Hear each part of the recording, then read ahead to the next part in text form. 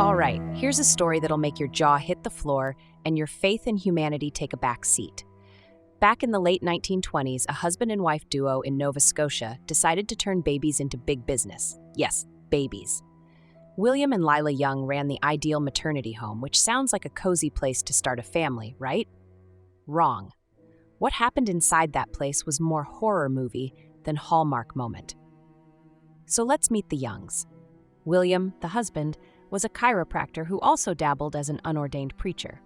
Basically, he was your neighborhood man of God, but with a side of shady business acumen. His wife, Lila, called herself a midwife, though she had a talent for exaggerating her resume. She liked to tell people she was an obstetrician. Spoiler alert, she wasn't. Together, they built a reputation for helping pregnant women, especially the ones society had cast aside, like unwed mothers.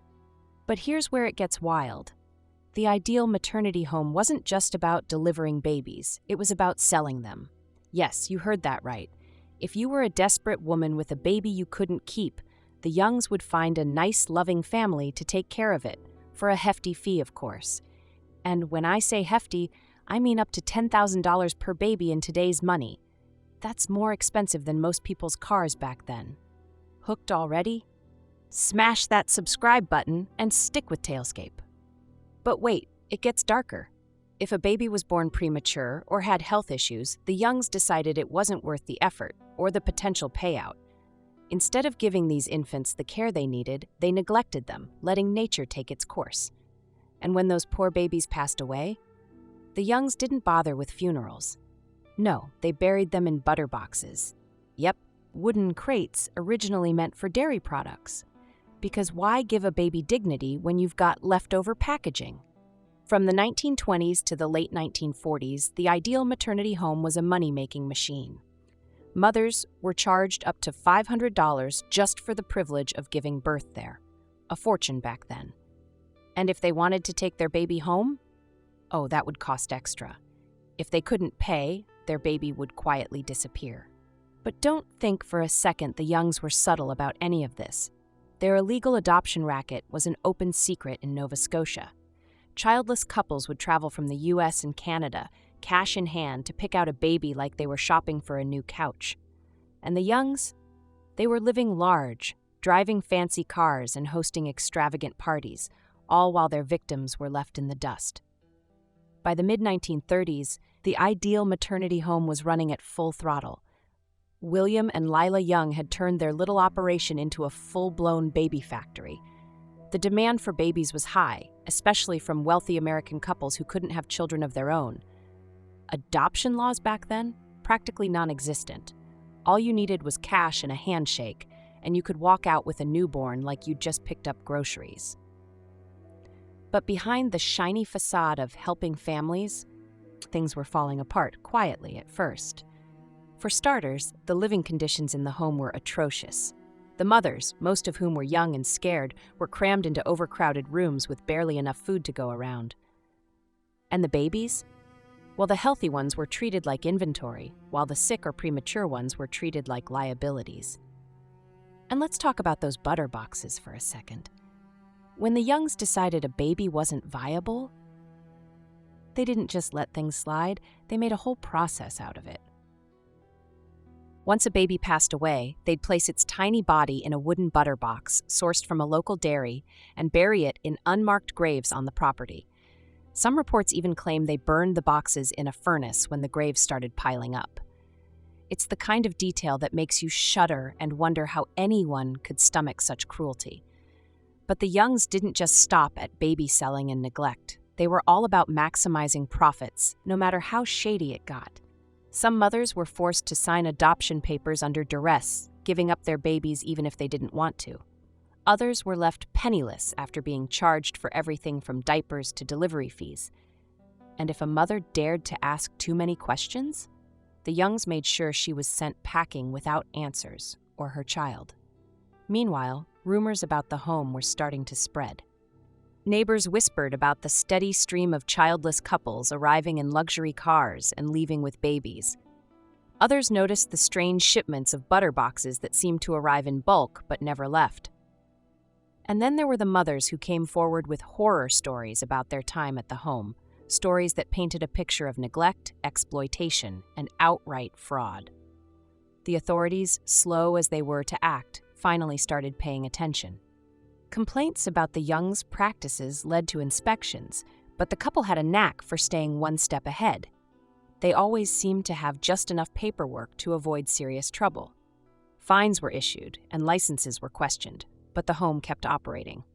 After all, it was hard to argue with money, and the Youngs had plenty of it. But behind closed doors, cracks were forming. William and Lila were constantly dodging legal battles and trying to manage their growing reputation as villains rather than saviors. And as more and more mothers spoke out, the pressure was building. By the late 1940s, the Ideal Maternity Home was crumbling under the weight of its own horrors. The whispers had turned into headlines, and the authorities couldn't look the other way anymore. Complaints from desperate mothers and suspicious neighbors were piling up, and the Youngs' shady empire was finally under the microscope. One of the first cracks in their carefully constructed facade came when a former employee stepped forward. She described how the home handled unwanted babies, confirming the rumors about butterboxes and unmarked graves. This was enough to launch a full investigation into the Ideal Maternity Home. Inspectors combed through the property, uncovering evidence of appalling conditions and shady practices. But as disturbing as the physical evidence was, the paperwork told an equally grim story. Records revealed that the Youngs had falsified adoption documents, overcharged desperate mothers, and systematically neglected babies who didn't meet their standards. What was supposed to be a place of care had been run like a factory, and the product was human lives. Legal troubles started closing in. In 1945, the Youngs were charged under the Maternity Boarding Houses Act for operating without proper licensing. While this wasn't enough to shut them down outright, it marked the beginning of the end. More charges followed, including fraud, as angry parents who had been swindled came forward with their stories.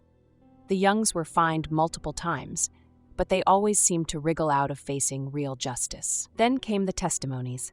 Survivors of the home, both mothers and children who had been adopted out, shared harrowing accounts of their experiences. One mother described being forced to sign adoption papers under threat of never seeing her baby again. Others detailed how they were kept in terrible conditions and left with no choice but to pay whatever the Youngs demanded.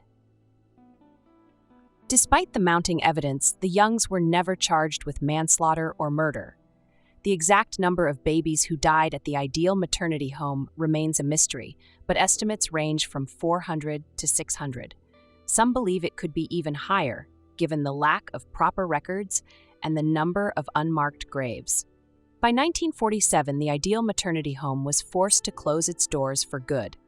The public outcry was too loud, and the government finally stepped in to shut the operation down. The Youngs, however, avoided significant jail time. Instead, they retreated into obscurity, their reputation in tatters, but their wealth largely intact. The aftermath of the tragedy left scars that would last for generations.